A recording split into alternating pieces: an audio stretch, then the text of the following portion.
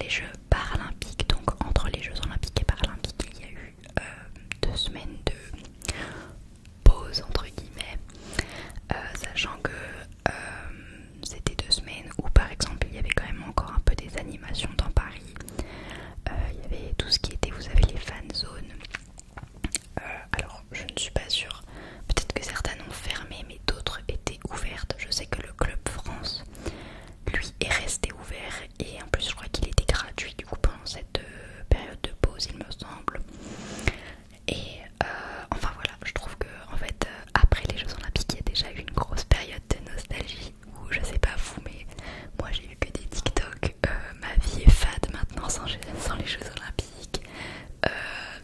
Ça me manque de regarder les Jeux Olympiques. Enfin j'avais tellement de TikTok déjà de personnes qui ne sont pas du tout, qui ne regardent pas le sport habituellement et qui avaient plein de TikTok extrêmement drôles où ils disaient je me suis retrouvée à me lever pour une flèche de tir à l'arc, pour un mec en escrime que je connaissais pas. Enfin, donc déjà j'ai beaucoup aimé les gens, même sur les réseaux sociaux par rapport aux Jeux Olympiques. Je trouve qu'il y avait vraiment, même sur les réseaux, un gros engouement quoi. Ça allait avec, comme ce que je vous avais dit du coup dans la vidéo des Jeux Olympiques. Si tu ne l'as pas vu d'ailleurs, pause, va la voir et ensuite tu reviens. Ce que je vous avais dit, c'est que l'ambiance générale sur les sites olympiques c'était incroyable et que du coup même sur les réseaux sociaux en fait on a retrouvé un peu cet engouement, donc j'ai trouvé ça extrêmement bien. Et donc voilà, c'est vrai que même moi je l'ai eu un peu un peu cette descente on va dire d'adrénaline, de dopamine, je sais pas trop, mais déjà par rapport à l'équipe qu'on avait, puisque c'est des gens qu'on voit du coup tous les jours, donc forcément c'est des gens à qui on s'attache, surtout que j'avais une super bonne équipe. Donc voilà, on a fait la dernière soirée ensemble, c'était un petit peu dur, j'ai failli verser ma larme, enfin voilà, c'est forcément des gens qu'on a vus pendant 2 semaines, 3 semaines et que voilà on s'attache forcément, ça devient des amis plus que des collègues. Et donc voilà, il y a eu un peu cette période où c'était un petit peu un petit peu triste, ça nous manquait les épreuves, ça nous manquait de suivre les médailles, enfin tout ça. Après ça a été une période pour moi où du coup comme je vous l'ai dit, entre le déménagement plus je suis partie en vacances, j'ai été quand même bien occupée. Mais c'est vrai que j'avais vraiment hâte d'attaquer les Jeux paralympiques pour continuer dans cette ambiance là. Donc du coup pour les paralympiques j'étais sur le site de la Défense Arena, donc où il y avait la paranatation. Donc déjà le site incroyable. Pour ceux qui connaissent la Défense, souvent il y a la Défense, il y a des concerts ou il y a des matchs de rugby, donc pas du tout une piscine olympique. Et là c'est vraiment impressionnant ce qu'ils ont fait sur le site. Pour ceux qui ont eu l'occasion d'aller voir la natation ou la paranatation, vous voyez de quoi je parle. Enfin, le site est trop beau, c'est impressionnant. Ils ont dû relever le sol de plus de 2 mètres pour mettre la piscine. Enfin, c'est un truc de dingue. Il y avait 2 piscines, parce qu'il y avait la piscine qu'on voit à la télé plus la piscine d'échauffement. Donc c'était énorme. En ce qui concerne du coup mon travail, j'avais exactement le même poste pendant que les Jeux Olympiques. Donc c'est à dire que moi j'étais en tribune et que du coup je gère les litiges. Donc qu'il y a des problèmes en gros avec les billets, les tickets. Donc voilà, par exemple je sais pas, des parents, un homme, une femme, un couple avec 2 enfants qui achètent leurs billets, donc 4 billets en tout, et qui en fait se retrouvent pas à côté. Et du coup c'est eux qui ils doivent venir me voir pour que moi je puisse après leur proposer une solution pour être assis ensemble, etc. Enfin, il y a plein de cas différents. Encore une fois, j'ai encore expliqué tous les différents cas possibles, les différents litiges possibles dans la première vidéo des Jeux Olympiques. Donc encore une fois, si tu ne l'as pas vue, je t'invite à aller la voir. Mais voilà, tous les litiges de billets. Et donc voilà, j'étais au même poste. Simplement, je bossais le matin, alors que pendant les Jeux Olympiques, j'étais pendant les sessions du soir, et là j'étais les sessions du matin. Donc je commençais à 7h et je terminais à 15h. C'était différent déjà de bosser le matin que l'après-midi. Déjà ça m'a un petit peu changé. Je sais pas si je préfère ou pas. Simplement j'ai trouvé ça beaucoup plus fatigant de travailler le matin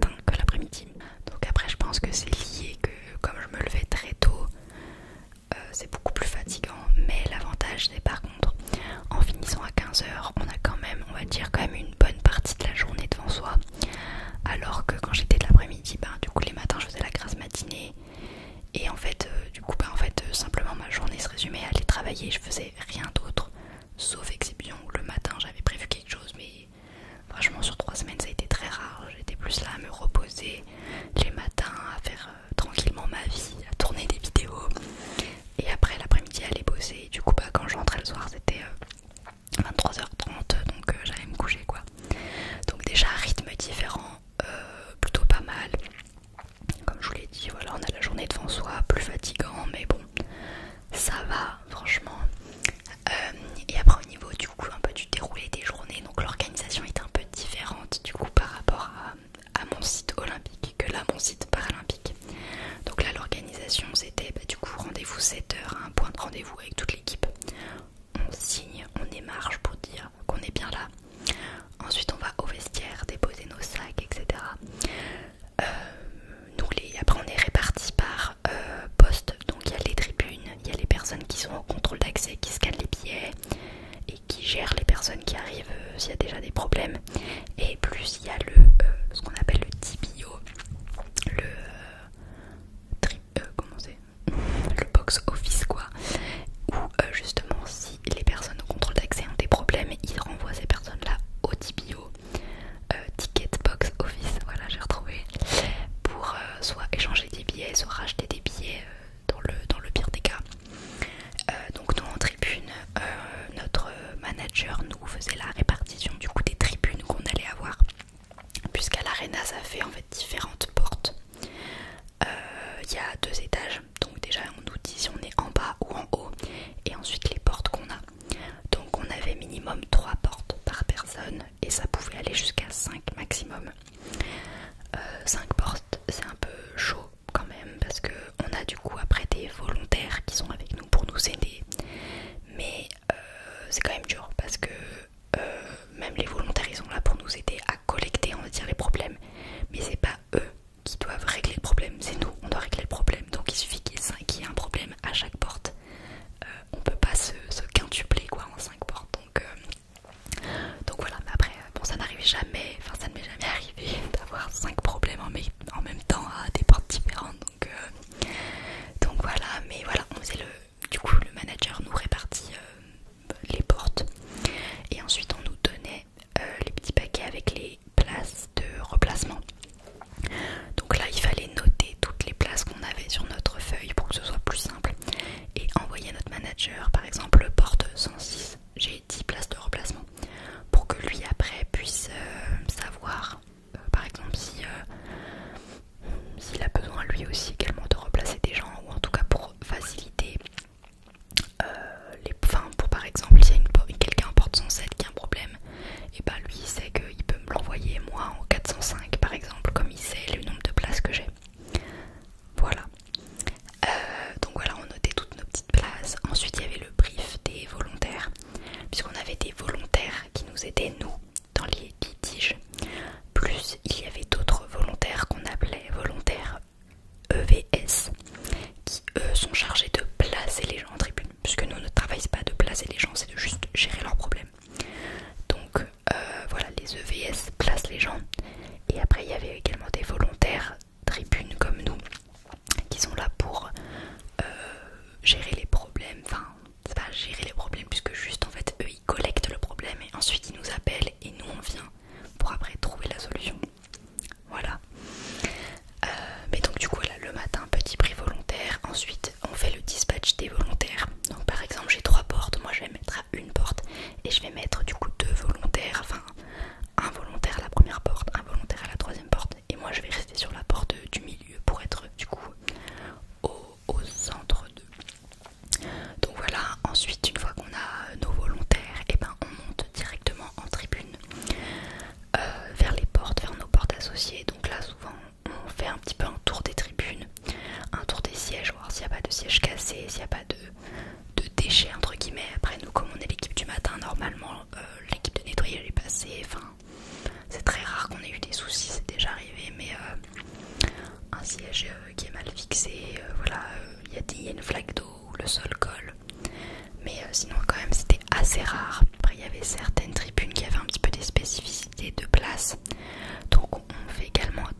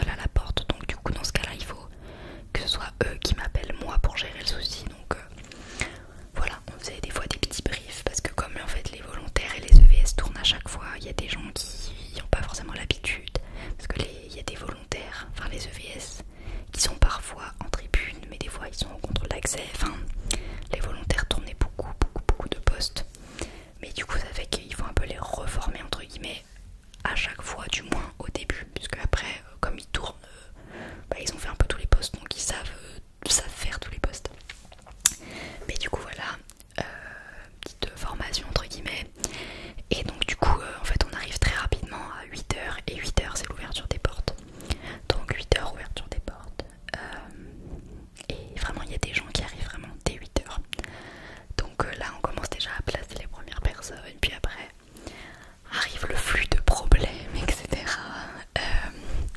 Il y a eu beaucoup plus de problèmes à la Défense qu'à mon site olympique, qu'à Yves du Manoir où j'étais. Après, c'est normal puisque c'est 10 fois plus grand. Sachant que aussi pendant les Jeux paralympiques, il y avait beaucoup plus de personnes en fauteuil roulant. Donc le plus gros litige qu'on a eu en fait, c'était les personnes en situation de handicap. Enfin, non, les personnes en fauteuil roulant. Les personnes qui étaient en fauteuil roulant et qui ont acheté des places normales. Et donc en fait c'est pas possible puisque les places en fauteuil de roulant, il y en a un certain nombre. Et du coup si une personne en fauteuil roulant a acheté une place normale, et sa place elle est pas comptabilisée dans nos places fauteuil roulant. Sauf qu'on peut pas du coup la laisser rentrer puisque on n'a plus de place. Donc en fait là il y avait plusieurs cas, soit des fois toutes les places fauteuil roulant ne sont pas occupées, donc du coup on lui faisait un échange de billets. Soit, malheureusement il y en a certaines personnes, alors il ne me semble pas que c'est arrivé, ou du moins si c'est arrivé une ou deux fois, mais du coup les personnes ne pouvaient pas rentrer, et dans ce cas là bien sûr les personnes sont remboursées, mais voilà, parce qu'ils se sont trompés de billets, et donc on n'a plus de place fauteuil roulant, donc du coup ils peuvent pas rentrer puisqu'on va pas les mettre dans les escaliers quoi. Donc c'est peut-être arrivé une ou deux fois sur vraiment des grosses sessions du soir plutôt, parce que moi le matin vraiment je crois pas que ce soit arrivé, mais voilà, ça peut arriver. Et puis ça peut arriver aussi dans le cas inverse, quelqu'un de valide qui a acheté une place PMR, donc dans ce cas là il retournait au box office et il devait racheter un nouveau billet. Donc voilà, c'est un peu dur, mais en même temps il faut faire attention aux places qu'on achète, et surtout que les places pour les fauteuils roulants étaient beaucoup moins chères que les places valides, donc voilà, donc il fallait racheter un billet. Mais voilà, ça a été un peu le gros litige qu'on a eu, mais sinon ça allait. Il y a eu pas mal de litiges aussi pour les gens qui avaient le vertige, puisque à l'arena, quand vous êtes en haut, les tribunes sont très pentues, et donc c'est vrai que les gens qui ont le vertige, c'est pas rigolo. Donc il y a eu pas mal de cas de vertige aussi également. Donc voilà, et après en fait la session se terminait à peu près aux alentours de midi. Donc midi les gens partent, nous on se rejoint du coup dans les vestiaires, on fait un petit on discutait avec les équipes tranquillement. Ensuite on allait au TPO rejoindre tout le reste du coup de l'équipe, les personnes au contrôle d'accès, les personnes au TPO. Ensuite on allait manger tous ensemble, et c'est ça qui était vraiment cool, puisque dans mon site olympique, en fait on avait un roulement, puisqu'en fait il y avait plusieurs matchs, et en fait on ne pouvait jamais manger tous ensemble, alors que là vraiment du coup comme la session se termine pour tout le monde en même temps, on allait tous manger ensemble, et ça c'était vraiment cool. Et ensuite quand on rentrait de manger du coup vers 13h30, là on faisait un brief général du coup sur qui a fait quoi, quels sont les problèmes que vous avez eu, etc. Ensuite on retourne en tribune, et là on fait un gros check de toutes les tribunes, de tous les sièges, s'il y a des sièges cassés encore une fois, s'il y a les sols qui collent, s'il y a des objets perdus. Et après on arrivait vite du coup vers 15h, et après 15h tout le monde s'en allait. Voilà un peu le déroulé de mes journées sur le site paralympique. Donc au niveau de l'ambiance, alors moi du coup j'étais pas à la Défense pendant les Jeux Olympiques, mais de ce que mes collègues m'ont dit, c'est que il y avait un petit peu moins d'ambiance que pendant les Jeux Olympiques, même si après c'est vrai que il y avait quand même de l'ambiance franchement, mais il y en avait surtout quand il y avait des Français, mais ça c'est normal. Mais c'est sûr que quand il y avait des Français, c'était pas le même engouement que par exemple pour un Florent Manodou que tout le monde connaît. Mais j'ai l'impression que comme en fait en natation en plus il y a un Français qui a gagné une médaille d'or dès le début, ça a un peu lancé la machine on va dire des Français, en tout cas pour la natation. Et donc j'ai trouvé quand même qu'il y avait une bonne ambiance, mais apparemment il y avait moins d'engouement quand même que pendant les Jeux Olympiques. Après sinon l'ambiance générale était cool, on n'a pas eu vraiment de soucis de manque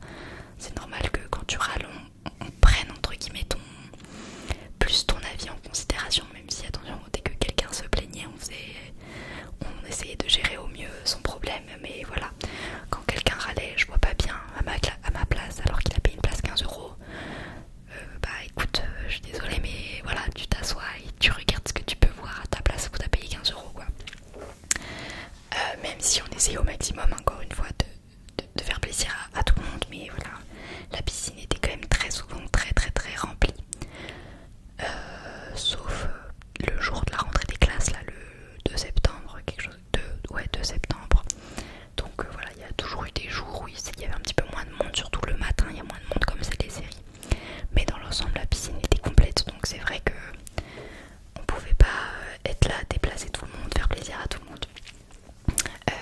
Après, donc voilà, comme je vous l'ai dit, l'ambiance top. Sur les autres sites olympiques, puisque du coup j'ai eu un jour de repos, 2 jours de repos même, et donc du coup bah moi j'en ai profité pour aller voir des épreuves, et franchement l'ambiance sur les autres sites était aussi très très bien, incroyable. J'ai emmené avec moi mon petit drapeau français, je faisais la supportrice et j'ai trop aimé. Enfin, je regarde déjà beaucoup de sports mais pas tellement ces sports là, enfin le anti-basket, le anti, oui c'est ça, le basket fauteuil pardon, l'escrime fauteuil, le volley assis, enfin je regarde pas du tout ça à la télé habituellement, donc franchement c'est cool quand même de voir ces sports là, et surtout qu'on se dit que bah, les sportifs ils ont tellement pas l'habitude d'avoir des si gros publics que ben je sais pas, ça fait plaisir de leur faire plaisir en fait de crier pour eux, donc vraiment j'ai adoré. Il y avait plus de monde après du coup forcément dans Paris, puisque bah, les gens ont repris le travail, donc c'est vrai qu'au niveau des transports c'était moins agréable que pendant les Jeux Olympiques, mais ça restait quand même vachement cool. Ils distribuaient toujours de l'eau dans les métros et dans les RER, alors que bon, habituellement on sait très bien qu'ils ne font jamais ça, mais là ils le faisaient encore pour les Jeux Paralympiques, donc vous voyez, il y avait quand même un gros service encore au niveau des transports. Il y avait plein de monde pour indiquer le chemin, enfin, c'était bien fait. Encore une fois, c'était bien organisé, c'était fluide, on se sentait en sécurité, donc pour ça franchement il n'y a rien à dire. C'était le même niveau de sécurité et le même niveau de service proposé par la ville, que ce soit pour les Jeux Olympiques que pour les Paralympiques, donc ça vraiment c'est top. Ensuite du coup au niveau d'un débrief un peu du coup général de ces 2 mois de Jeux Olympiques et Jeux Paralympiques, franchement je trouve que ça a vraiment bien mis la France en valeur. Tout le monde avait peur qu'on passe pour des idiots, et au final je pense qu'on est vraiment passé pour un pays de ouf quoi. Enfin du moins avec des super shows etc. C'est vrai que j'ai pas parlé de la cérémonie d'ouverture, mais parce que pour la cérémonie des Paralympiques je n'y étais pas, donc c'est vrai que j'ai pas vraiment de petites exclusivités à vous dire, puisque bah, je n'y étais pas. Je l'ai regardé devant ma télé quoi. Donc voilà, après pour tout dire je l'ai regardé mais à moitié.